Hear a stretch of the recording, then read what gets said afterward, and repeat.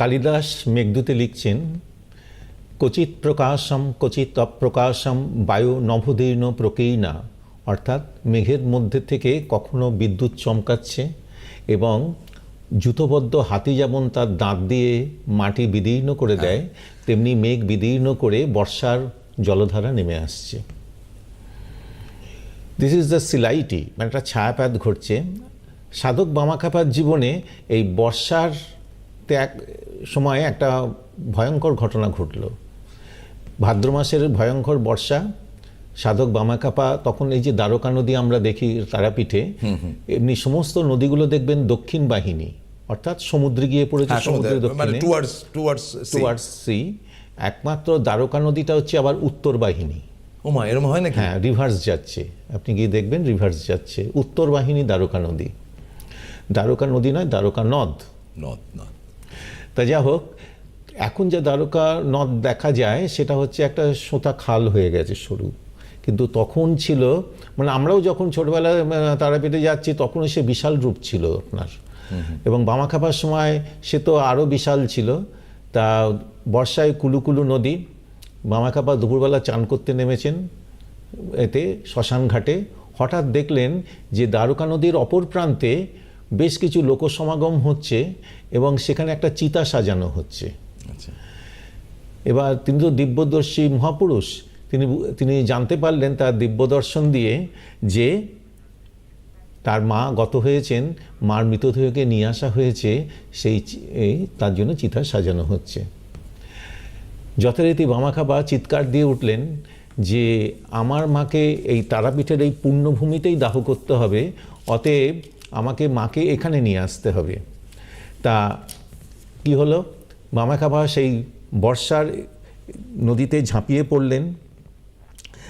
জননীর সৎকার কি তারামায়ের সিদ্ধপীঠের এই শ্মশানে সম্পন্ন হবে না? তার দেহাস্তি তার তারাপীঠের পবিত্র ক্ষেত্রে রাখা হবে না? তীব্র উত্তেজনায় সাধক বামাচরণের ভিতরকার যে খ্যাপা স্বভাবটা এবার পূর্ণভাবে জেগে উঠল। ব্যাকুল কণ্ঠে চেঁচিয়ে বললেন, মা তারা দেখিস, আমার মা যেন তোর এ শ্মশানে ঠাঁই পায়। সঙ্গে সঙ্গে খরস্রোতা দ্বারকা নদীতে ঝাঁপ দিলেন। শবদেহটি তাকে যে এপারের এই পবিত্র সিদ্ধপীঠে নিয়ে আসতেই হবে। সব যাত্রীরা অপর তীরে চিতার অগ্নিসংযোগে উদ্যত হয়েছে।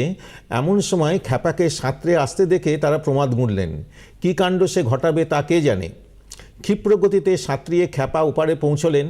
মায়ের শবদেহটা কেড়ে নিয়ে দিতে তার একদম বিলম্ব হলো না। তারপরে একখণ্ড বস্ত্র দিয়ে তার নিজের পিঠে বেঁধে নিলেন। খরস্রোতা দ্বারকার জলে দিলেন ঝাঁপ। আত্মীয় স্বজন এবং শ্মশান বন্ধুর দল এ দৃশ্য দেখে বিস্ময়ে ভয়ে একেবারে হতভম্ব হয়ে গেছে। উত্তাল তরঙ্গবক্ষে সাঁতরে তারা নামের তরিতেই যেন খ্যাপা সেদিন বন্যা বিক্ষুব্ধ দ্বারকা নদ পার হয়ে এপারে চলে এলেন। তারাপীঠের পবিত্র ভূমিতে জননীর দেহ দাহ করার পর তাকে শান্তভাব ধারণ করতে দেখা গেল। মায়ের সৎকারের পর কিছুদিন কেটে গেছে। খ্যাপা পূর্বের মতোই আনন্দে শ্মশানে স্বেচ্ছাবিহার করছেন। আদ্যশ্রাদ্ধের আর মাত্র দুদিন বাকি। হঠাৎ সেদিন কনিষ্ঠ রামচরণকে আদেশ দিয়ে বসলেন, ওরে দেখ, মায়ের শ্রাদ্ধ কিন্তু অমনি ফাঁকি দিয়ে করবি না, কখানা গায়ের লোককে নেমন্তন্ন করে খাইয়ে দে। রামচরণ চমকে উঠলেন, দাদার এ আবার কোন ধরনের পাগলামি? ঘরে এক কানাকড়িও নেই, অতি কষ্টে দিন চলছে, তবে এত লোক খাওয়ানোর প্রশ্ন কি করে আসে? দাদার খেয়ালিপনা তিনি জানেন, তাই কথার কোনো উত্তর দিলেন না। প্রতিবেশীরাও অর্থহীন প্রলাপ বলে এক কথায় উড়িয়ে দিল। অনেকে শ্লেষের হাসিও হাসলেন, কিন্তু খ্যাপার একেবারে ধনুর্ভঙ্গপণ। জননী শ্রাদ্ধে সমারোহ করতে হবে, বহু লোককে ভোজন করাতে হবে। তার জন্মভূমি আটলাতে গৃহের সংলগ্ন একখণ্ড পতির জমি পড়ে রয়েছে। খ্যাপা নিজের হাতেই একদিন সেটা পরিষ্কার করে আসলেন। ভাবখানায় সমাজ খাওয়ানোর সিদ্ধান্ত তারা দিক না দিক, এখানেই তিনি মায়ের আদ্যশ্রাদ্ধের জ্ঞাতভোজন করাবেন এবং সেটা মানে নড়চড় হওয়ার কোনো জো নেই।